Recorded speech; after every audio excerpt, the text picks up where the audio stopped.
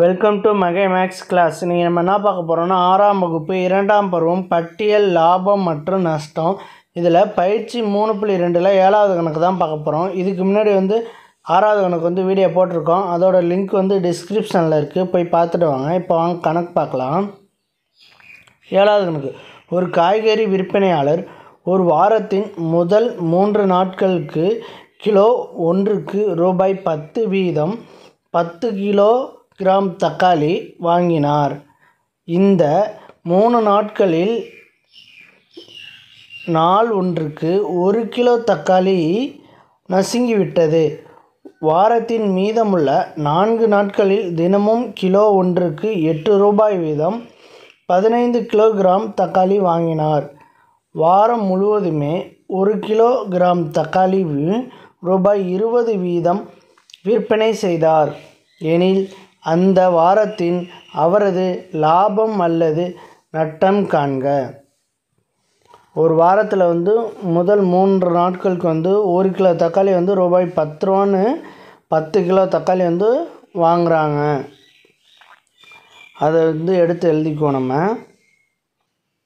3 நாட்களில் தக்காளியின் மொத்த எடை, இந்த 3 நாளைக்கும் எவ்வளோ தக்காளி வாங்கியிருக்காங்க அதை கால்குலேட் பண்ணுறோம்.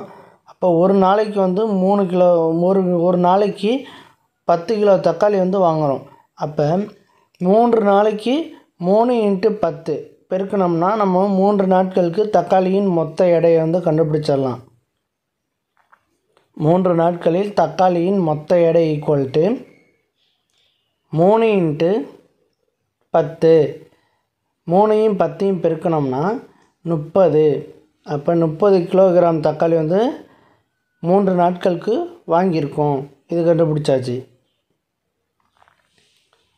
அடுத்து அது 1 கிலோ தக்காளி எவ்வளோ ரூபான்னு பார்க்கணும். 1 கிலோ தக்காளி எத்தனை ரூபான்னு பார்க்கணும்.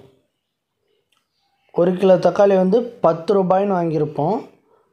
கிலோ ஒன்றுக்கு எவ்வளோ வாங்கியிருக்காங்க, 10 ரூபாய் வீதம் வாங்கியிருக்காங்க. அதை எடுத்து எழுதுவோம். 1 கிலோகிராம் தக்காளியின் விலை, 1 கிலோகிராம் தக்காளியின் விலை ஈக்குவல் டு ரூபாய் 10. அதே 30 கிலோகிராம் தக்காளியின் விலை நம்ம கண்டுபிடிக்கணும்.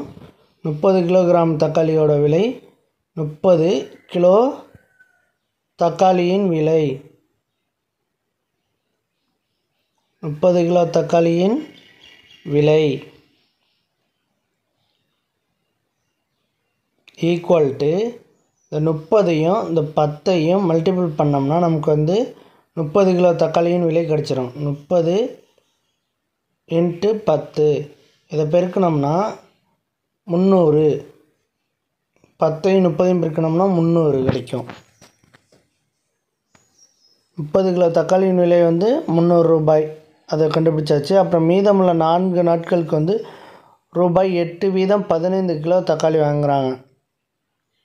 அதை எடுத்து எழுதுவோம். மீதமுள்ள 4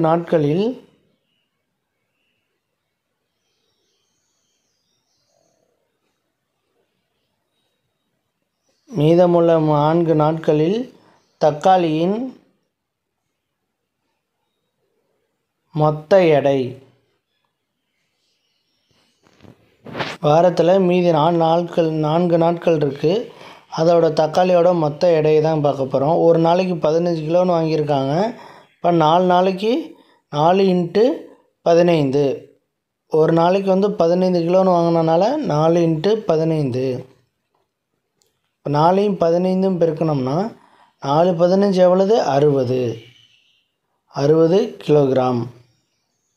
இப்போ இதுக்கு 1 கிலோ தக்காளியோட விலை அடுத்த 4 நாட்களுக்கு வாங்கின தக்காளியோட 1 கிலோ தக்காளியோட விலை எடுத்து எழுத போகிறோம். 1 கிலோ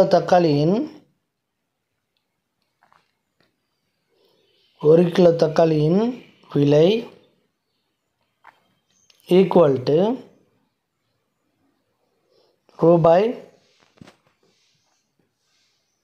பாருங்கள் கொடுத்துருக்காங்க 20 ரூபா. 20 ரூபாய். அப்போ 60 கிலோ தக்காளியின் விலையை வந்து நம்ம கண்டுபிடிக்கணும். 1 கிலோ தக்காளியின் விலை கண்டுபிடிச்சிட்டோம். அதை வச்சுக்கிட்டு 60 கிலோ தக்காளியின் விலை வந்து எவ்வளோதுன்னு கண்டுபிடிக்கணும். 60 கிலோ தக்காளியின் விலை ஈக்குவல் டு 60 இன்ட்டு இந்த 20. 60 இன்ட்டு 20 இதை மல்டிபிள் பண்ணோம்னா நமக்கு ஆன்சர் கிடைக்கும். 60 கிலோ தக்காளியோட விலை வந்து கிடச்சிரும். 60 இன்ட்டு 20 0 0 6 2 12 6 2 12. சாரி, நம்ம தப்பாக போட்டிருக்கோம். இந்த இடத்துல வந்து 4 நாட்களுக்கு வந்து ரூபாய் 8 ரூபா தான் தக்காளியோட கிலோ. நம்ம வந்து கிலோவை மாற்றி போட்டுட்டோம். விற்பனை செஞ்சதோட போட்டிருக்கோம். விற்பனை செஞ்சதை போடக்கூடாது. எவ்வளவுக்கு வாங்கினாங்கன்னு தான் பார்க்கணும். அது வந்து 8 ரூபா. அந்த 8 ரூபாயை போட்டுட்டு இப்போ 60 கிலோவுக்காண்டி 8 ரூபான்னு கணக்கு பண்ணி நம்ம வந்து 60 இன்ட்டு 8ஆல் பெருக்கணும்னா 0 8 48 480. 60 கிலோ தக்காளியின் விலை வந்து 480. இது கண்டுபிடிச்சாச்சு. இப்போ தக்காளியின் மொத்த எடை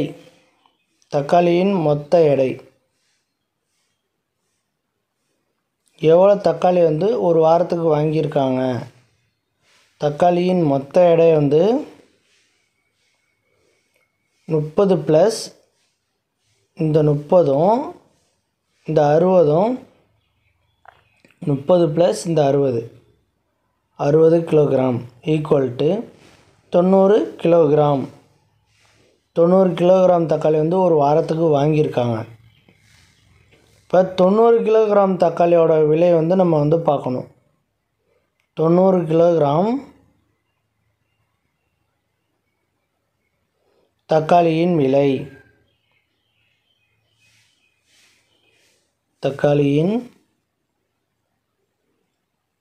விலை ஈக்குவல் டு 90.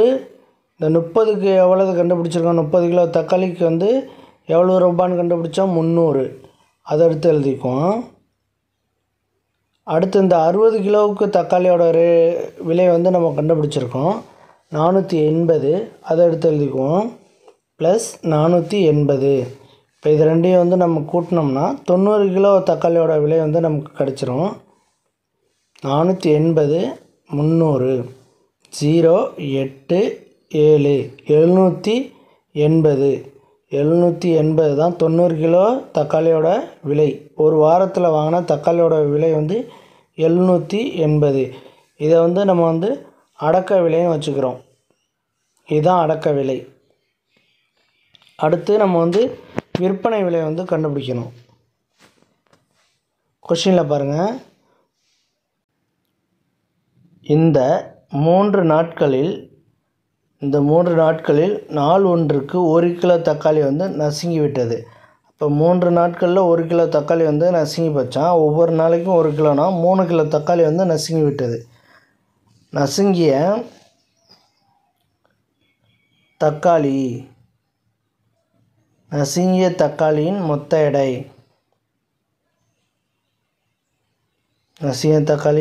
எடை ஈக்குவல் டு 3 கிலோகிராம். இதை வச்சுக்கிட்டு மொத்தம் எத்தனை கிலோ தக்காளி இருக்குது நமக்கு 90 கிலோ தக்காளி வாங்கினாங்க. அதை கழிச்சிட்டோம்னா நம்ம எத்தனை தக்காளி வந்து விற்பனை செஞ்சோன்னு கண்டுபிடிச்சிடலாம். எத்தனை கிலோ தக்காளி வந்து விற்பனை செஞ்சதை வந்து கண்டுபிடிச்சிட்டு அதுக்குள்ளே ரேட்டை போடுவோம். விற்பனை செய்த தக்காளியின் எடை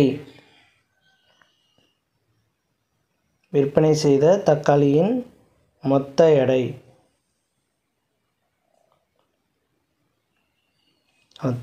ஈக்குவல் டு மொத்த தக்காளி எவ்வளவு 90 கிலோகிராம்.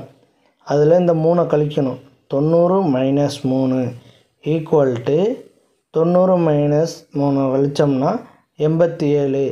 87 கிலோ வந்து நமக்கு வந்து விற்பனை செய்த தக்காளியோட கிலோ இருக்குது. இந்த 87 கிலோவுக்கும் நம்ம வந்து எவ்வளவு விற்பனை செஞ்சுருக்காருன்னு நம்ம வந்து கண்டுபிடிக்கணும். 87 கிலோவா? அப்போ 1 கிலோகிராமுக்கு நம்ம எவ்வளவு விற்பனை செஞ்சோம் அதை வந்து கொஷின்லேயே கொடுத்துருக்காங்க. 1 கிலோகிராம் தக்காளியின் விலை 1 கிலோகிராம் தக்காளியின் விலை 1 கிலோகிராம் தக்காளியின் விற்பனை விலை ஈக்குவல் டு கொஷினில் பாருங்கள் எவ்வளவு கொடுத்துருக்காங்க. விற்பனை விலை 20 ரூபாய். 1 கிலோகிராம் தக்காளி ரூபாய் 20 வீதம் விற்பனை செய்தார். 1 கிலோட தக்காளி வந்து 20 ரூபான்னு விற்றுருக்காங்க. அதை எடுத்து எழுதுவோம். 20 ரூபா 1 கிலோ தக்காளியின் விற்பனை விலை வந்து 20 ரூபாய். அதுக்கப்புறம் 87 கிலோவோட தக்காளியோட விலை வந்து 87 × 20 ரெண்டுத்தையும் மல்டிபிள் பண்ணோம்னா 87 கிலோ தக்காளியின் வந்து விற்பனை விலை வந்து கண்டுபிடிச்சிடலாம். 87 கிலோகிராம் தக்காளியின்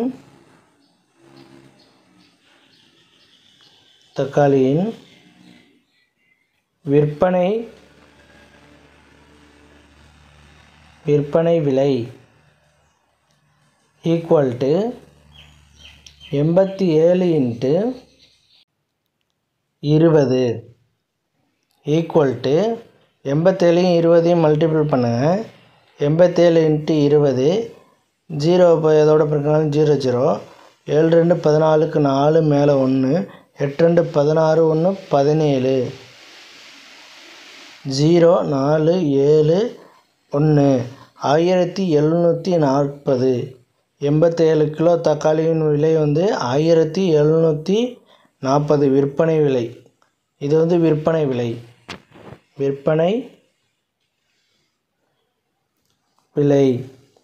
ஈக்குவல் டு 1740. இந்த விற்பனை விலையிலையும் அடக்க விலையிலையும் எது அதிகமாக இருக்குதுன்னு பார்க்கணும். இது ரெண்டில் எது அதிகமாக இருக்குது? விற்பனை விலை தான் அதிகமாக இருக்குது. விற்பனை விலை அதிகமாக இருந்துச்சுன்னா நம்ம எந்த ஃபார்முலா யூஸ் பண்ணுவோம்? அதுக்கு முன்னாடி அடக்க விலை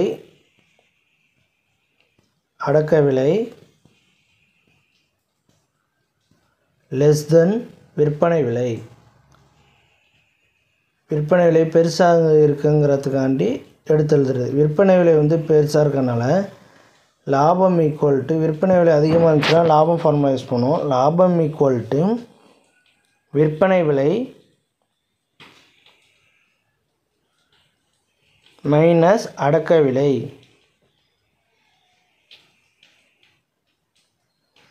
விற்பனை விலை எவ்வளவு? 1740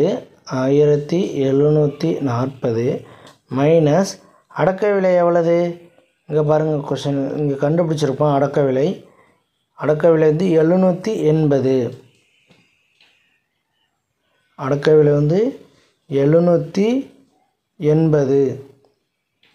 1740ல் 780 வந்து கழிச்சோம்னா நமக்கு லாபம் கிடச்சிரும். எவ்வளோதுன்னு 1740 780 0 0 4ல் 8 போகாது. அப்போ ஒன்று கடன் வாங்கினா 14ல் 8 போச்சுன்னா மீதி 6, மீதி இங்கே 6 இருக்கும். 6ல் 7 போகாது. அப்போ ஒன்று கடன் வாங்கினா 16, 16ல் 7 போச்சுன்னா 9, மீதி எவ்வளோ இருக்குது? 960.